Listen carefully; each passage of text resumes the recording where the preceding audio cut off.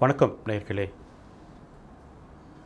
வீட்டிற்கும் குடும்ப அமைப்புக்கும் பெரிய வித்தியாசம் இருப்பதை நாம் பார்க்கிறோம்.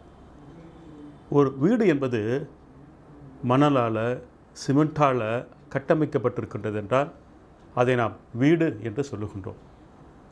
அதே வீட்டிற்குள் மனிதர்கள், அப்பா அம்மா, தாத்தா பாட்டி, குழந்தைகள், பேரன் பேரத்திகள் உள்ளே நடமாடி கொண்டிருந்தார்கள் என்றால் அதை வீடு என்று யாரும் அழைக்க மாட்டார்கள். மாறாக குடும்பம் என்று சொல்லுவார்கள். அந்த குடும்பத்தில் தான் அன்பு இருக்கும், மகிழ்ச்சி இருக்கும், விட்டு கொடுத்தல் இருக்கும், ஒருவர் மேல் ஒருவர் கரிசனம் பாராட்டுவது இருக்கும். நேர்களே, அந்த குடும்ப கட்டமைப்பு சிதறாமல் இருக்க வேண்டுமென்றால் அங்கு அன்பு என்பது தேவைப்படுகிறது. அங்கே இருக்கின்ற ஒவ்வொரு ஜீவனுக்குள்ளும் நல்ல எண்ணங்கள், நல்ல மனசு என்பது இருக்க வேண்டும். அப்போ தான் அந்த குடும்ப கட்டமைப்பு என்பது ஒற்றுமையாக இருக்கும். நேர்களே, அந்த குடும்ப கட்டமைப்புக்குள் மனிதர்களாக நடமாடி கொண்டிருக்கின்ற மக்களுடைய மனசு எப்படி இருக்க வேண்டும் என்று குறித்து அழகாக நம்மோடு பேசிக்கொண்டே வருகின்றார் பிரபல மருத்துவர் டாக்டர் எஸ். பதர் அவர்கள். இன்றைக்கு வந்திருக்கின்றார். உங்கள் சார்பாக வரவேற்று இனி இன்றைய மருத்துவ நேர நிகழ்ச்சி உங்களுக்காக பேசலாம் பிரபல மருத்துவரோடு.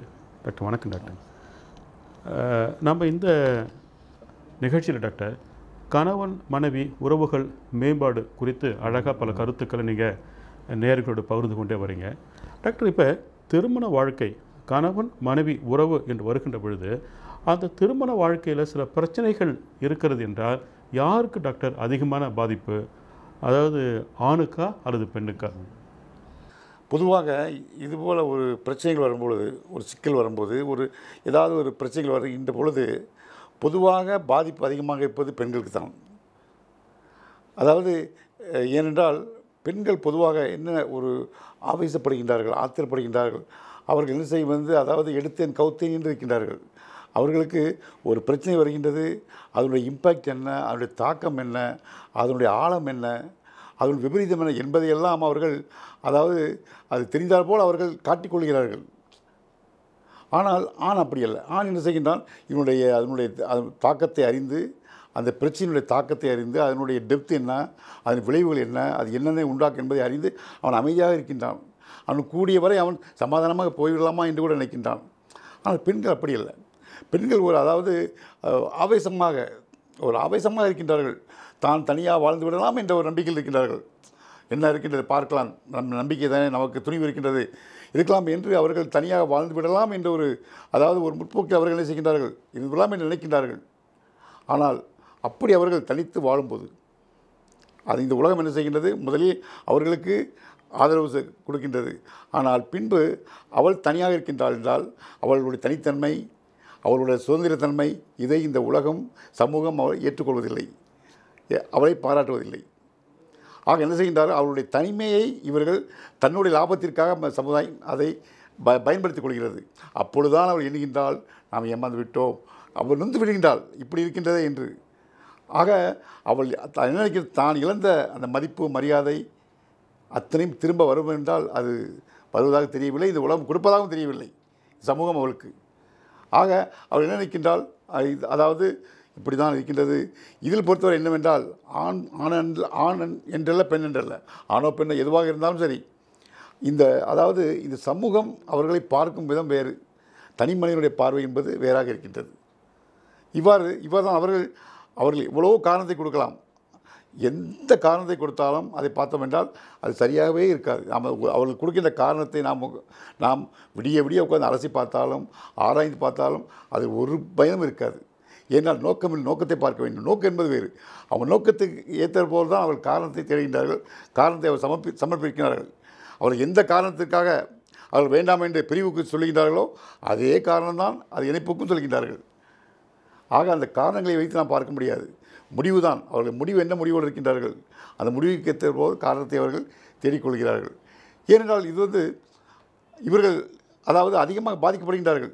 அவர்கள் என்ன நினைக்கின்றார்கள், அதை பொதுவாக என்ன நினைக்கின்றார்கள் என்றால், அதாவது நம்முடைய இதை பொறுத்தவரை நாம் வாழ வேண்டும் என்று முடிவு பண்ணி தான் திருமணம் செய்கின்றோம். மேலை நாட்டை போல அல்ல. மேல் நாடுகளில் அவர்கள் வாழ்ந்துவிட்டு பார்த்துவிட்டு அப்புறம் திருமணம் செய்கின்றார்கள். நம்ம இது அப்படி அல்ல. வாழ வேண்டும் என்ற ஒரே முடிவோடு தான் நாம் என்ன செய்கின்றோம், திருமணத்தில் நாம் ஈடுபடுகின்றோம். அப்படி இருக்கும்போது அதாவது நிறைவேன குறைவென என்று இருக்க வேண்டும். ஒன்று வாழ முடியும், இல்லை முடியாது. நம்மளால் முடியுமா முடியாதா, இல்லை வாழ பிடிக்குமா பிடிக்காதா, அர்த்தம் இருக்கின்றதா இல்லையா என்றெல்லாம் அவர்கள் என்னது யோசித்து பார்ப்பதில்லை.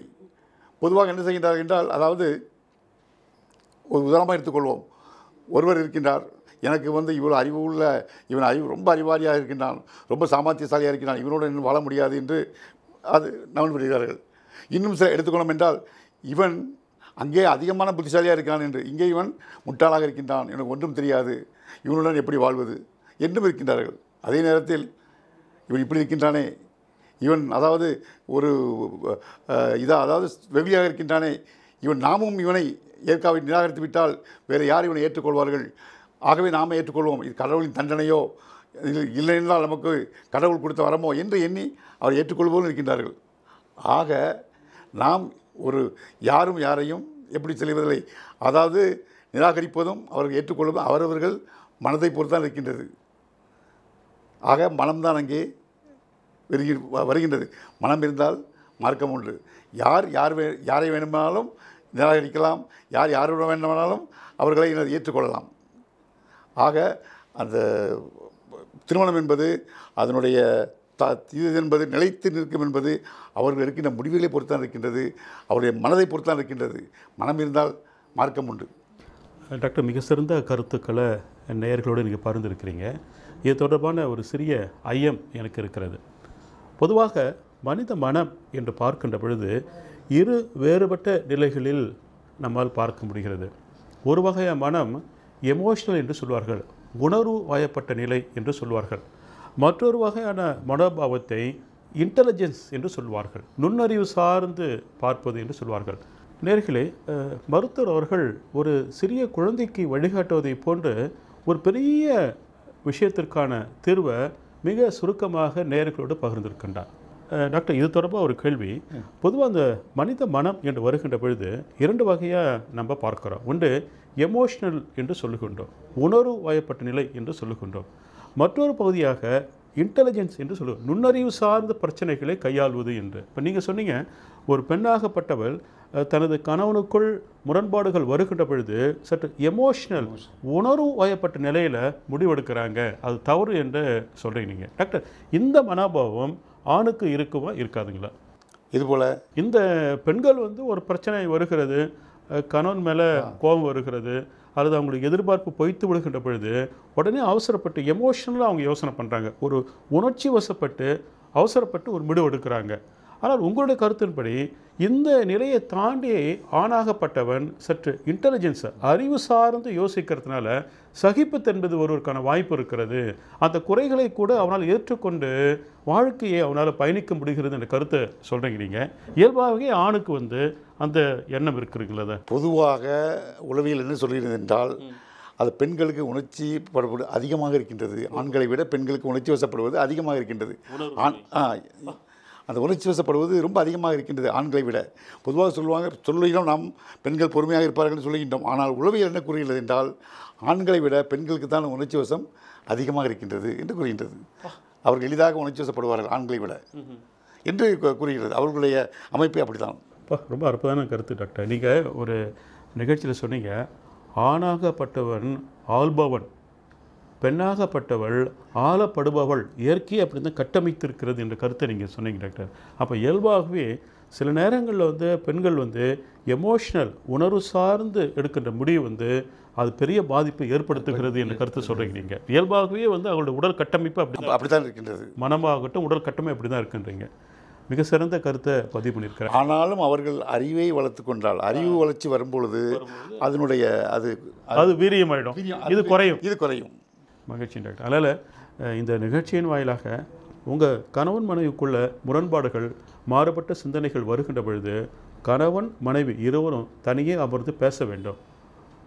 அதாவது உங்களை என்ன நிறை இருக்கிறது, என்ன குறை இருக்கிறது, மனைவியாகப்பட்டவள் கணவனிடம் சில குறைகளை சொல்லுகின்ற பொழுது அதை ஏற்றுக்கொள்ளக்கூடிய சுபாவம் இருக்க வேண்டும். அதே போல் கணவனாகப்பட்டவன் மனைவியிடம் சில குறைகள் இருக்கின்ற பொழுது அது வெளிப்படையாக பகிர்ந்து கொள்ளுகின்ற பொழுது ஏற்றுக்கொள்ளக்கூடிய பக்குவம் இருந்தால் தான் அந்த குடும்ப கட்டமைப்பு குடும்பமாக இருக்கும். இந்த கருத்தை தான் பிரபல மருத்துவர் அழகாக சொல்லியிருக்கின்றாங்க.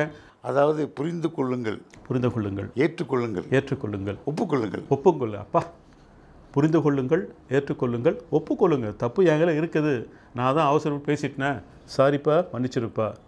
ரொம்ப அற்புதமான கருத்துக்கிட்டாங்க. அக்செப்டன்ஸ் வந்துட்டாலே எல்லாமே சரியாயிடும். மெர்சி தன்னால் வந்துடும், இரக்கம் தன்னால் வந்துடும். மெர்சி இருக்கணும், மெர்சி இரக்கம். துணையை பார்த்து ஒரு இரக்கம் இருக்கணும். துணை நம்மை நம்பி தான் இருக்கின்றாள் என்று இருவரும் சரி. ஆனால் பொதுவாக என்ன செய்யலாம், அதை டாமினன்ட் கேரக்டர் தான் இருக்கும். கணவன் ஓரளவு டாமினன்ட் தான் இருப்பார். இப்போ அது இயற்கையினுடைய இது அமைப்பு அப்படி தான். ஆக அவர்கள் என்ன செய்ய வேண்டும் என்றால், அதாவது துணையினுடைய இயலாமையை நாம் பெரிதுபடுத்தக்கூடாது. அதற்கு மெர்சி காட்ட வேண்டும், இரக்கம் காட்ட வேண்டும்.